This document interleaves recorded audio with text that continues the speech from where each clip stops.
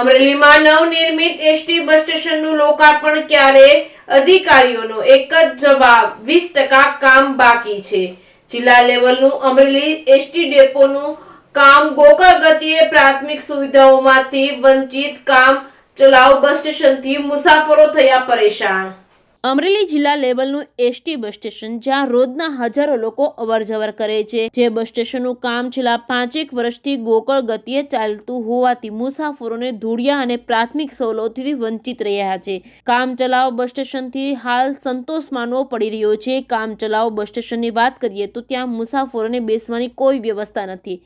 સ્વચ્છ પીવાના પાણીની સુવિધા એક તૂટેલી ગેંડી ઉપર નળ રાખી દેવામાં આવ્યો છે. મુસાફરો માટે ગ્લાસની વ્યવસ્થા ન હોવાથી હાથ રાખીને પાણી પીવા મજબૂર બન્યા છે. જાણવા મળતી વિગત પ્રમાણે મહિલાઓના ટોયલેટના પૈસાના પણ ઉઘરાણા કરવામાં આવે છે. મહિલાઓ પાસે ટોયલેટના 5 થી 10 રૂપિયા વસૂલવામાં આવે છે. ત્યાં ઊંઘી રહેલા અધિકારીઓ સાથે વાત કરતા તેઓએ જણાવ્યું હતું કે આવી કોઈ ફરિયાદ અમારી પાસે આવી નથી. તો શું મુસાફરો ફરિયાદ કરવા આપની કચેરીએ આવે? જેનો જવાબ આપવા કોઈ અધિકારી કેમેરા સામે આવવા તૈયાર નથી. નવા ડેપોનું લોકાર્પણ ક્યારે થશે તે કહી શકાય નહીં. તેનું રટન કરતા એસટી નિયામકે જણાવ્યું હતું કે આપ ડેપો મેનેજરનો સંપર્ક કરો, પરંતુ એસટી બાંધકામ વિભાગ સહિતના કર્મચારીઓને ફોન કરતા જવાબમાં 4 મહિના પહેલાનો રહ્યો છે. 20% કામ થઈ ચૂક્યું છે.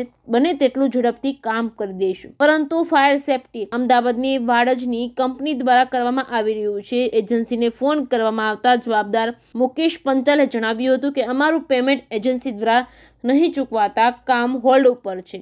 જેમ બને તેટલું ઝડપથી પૂર્ણ કરી આપીશું. આ બાબતે અમરેલી તાલુકા કોંગ્રેસના પ્રમુખ મનીષ પંડેરીએ મુસાફરોની ચિંતાને ધ્યાને લઈને તીખી પ્રતિક્રિયા આપી હતી. Reporting by Pradeep Thakar, Amreli. ખરેખર તો ગુજરાતમાં ભાજપના રાજમાં એક પણ કામ સમયસર પૂર્ણ નથી થતું. અમરેલી જિલ્લાનું વડું મથક છે, જિલ્લાનું મુખ્ય બસ સ્ટેન્ડ છે. છેલ્લા 5 વર્ષથી નવા બસ સ્ટેન્ડની કામગીરી છે એ શરૂ કરવામાં આવી છે, છતાં પણ હજુ 80% કામ છે પૂર્ણ થયું છે ને 20% કામ છે એ બાકી છે. જ્યારે ડેપો મેનેજર અને ડીસી બંનેનો સંપર્ક કરવામાં આવ્યો ત્યારે બંનેએ એવું જવાબ આપ્યો છે કે 80% કામ પૂર્ણ થયું છે, 20% બાકી છે.